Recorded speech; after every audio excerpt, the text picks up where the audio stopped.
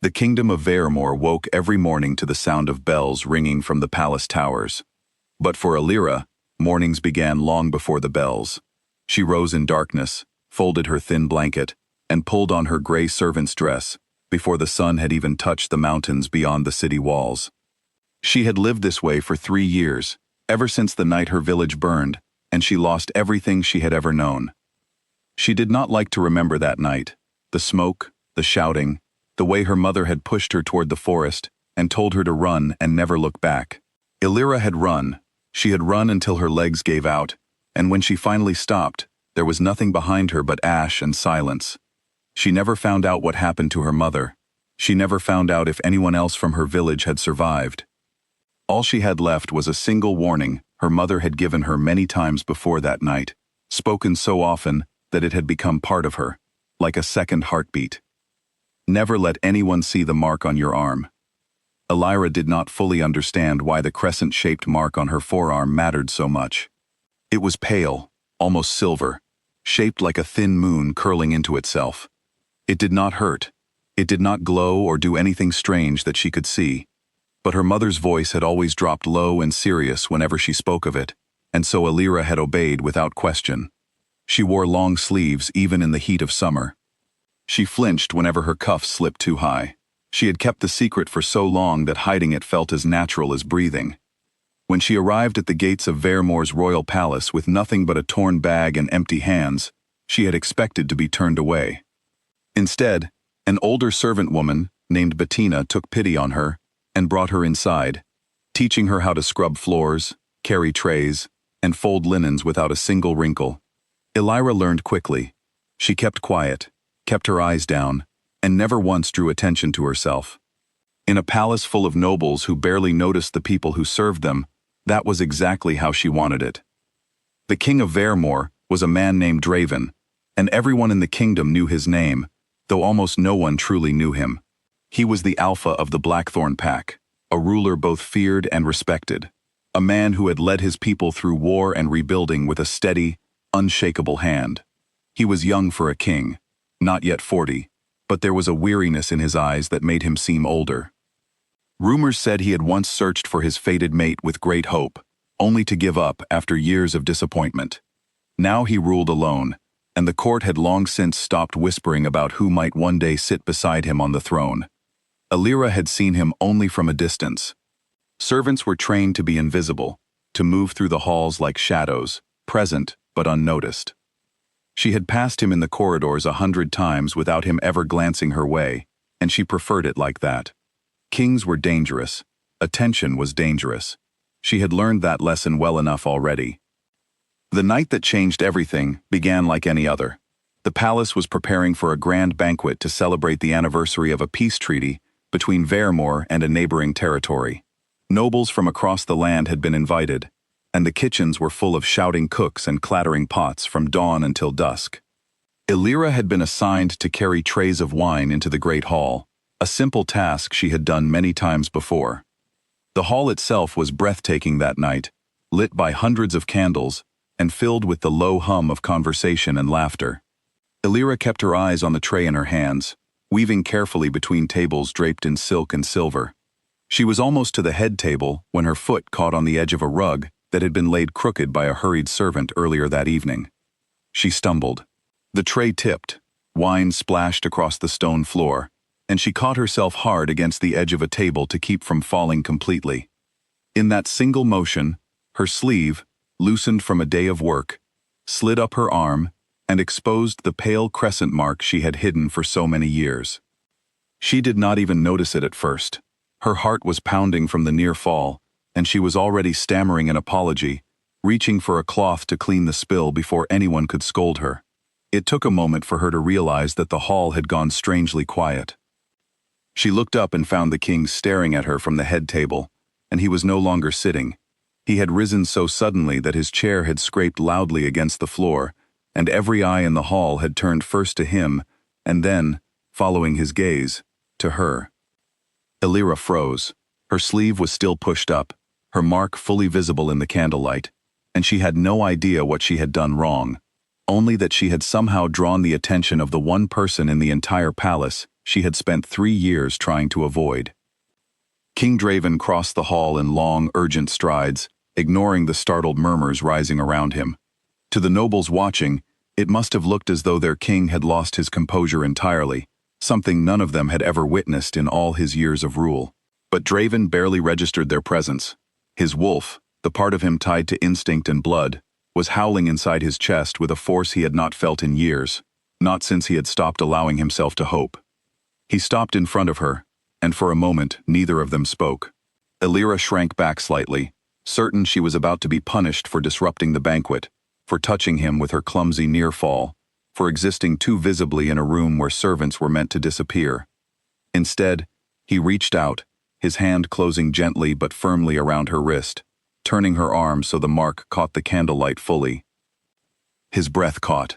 There, on her pale skin, was the exact mirror of the mark he carried on his own chest, hidden beneath his tunic, where no one but a healer had ever seen it.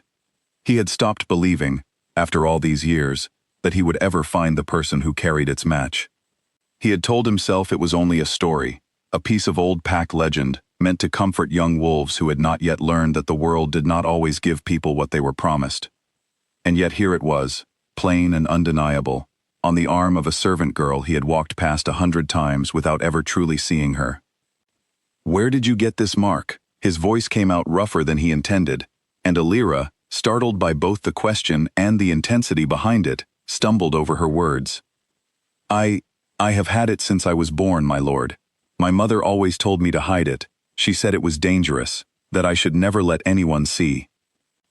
Draven shook his head slowly, something shifting behind his eyes, an expression the court had never seen on their king before. It was not anger, it was disbelief, and beneath that, something far more fragile. "It is not dangerous," he said quietly, though his voice carried through the silent hall. "It means you are mine, my mate." The words landed like a thunderclap. Gasps rippled through the crowd. Nobles who had spent years speculating about who might one day become their queen turned to stare at the trembling servant girl standing before their king, wine still staining the hem of her dress. Some scoffed openly, certain there had been some mistake, that a girl with no name, no family, and no title could not possibly be the mate of the Alpha King. Others fell into stunned silence, watching as Draven knelt before her, right there in the middle of the grand hall, in front of every noble in the kingdom. Elira could barely breathe.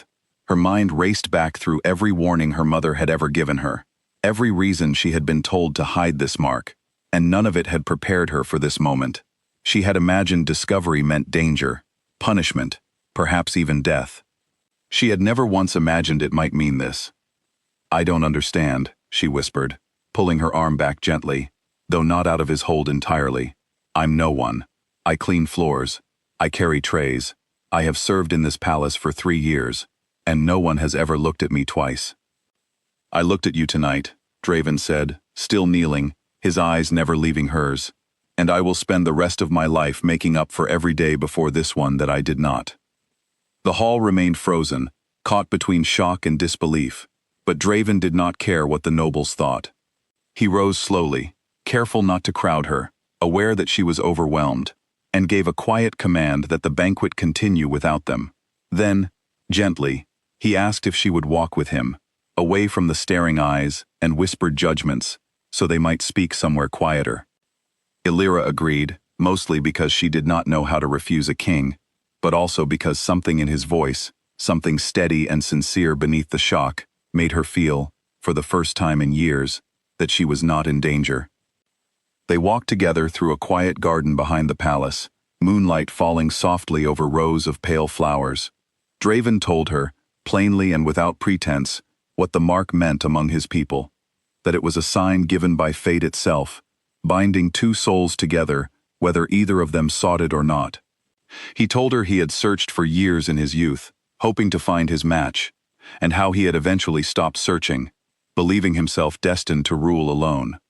He admitted, with a vulnerability few had ever seen from him, that finding her tonight had shaken something loose inside him, that he thought had long since gone still. Elira listened, quiet and cautious, still trying to understand how her entire life could shift in the space of a single evening. She told him, haltingly, about her village, about the night it burned, about the mother she had lost, and the promise she had kept out of fear, rather than understanding. Draven listened without interrupting, his expression growing gentler with every word, until finally, he told her that whatever fear had shaped her past, she did not have to carry it forward into whatever came next. He did not ask her to become his queen that night. He did not rush her, though every instinct in him urged him to claim what fate had finally given him. Instead, he asked only that she allow him the chance to know her, not as a servant, and not merely as his mate, but as herself. In the weeks that followed, the palace buzzed with talk of little else. Draven insisted that Alira be given proper quarters, fine clothing, and freedom from her old duties, though she found herself uneasy accepting comforts she had never known. She still rose early out of habit, still reached instinctively for a servant's apron, before remembering she no longer needed one.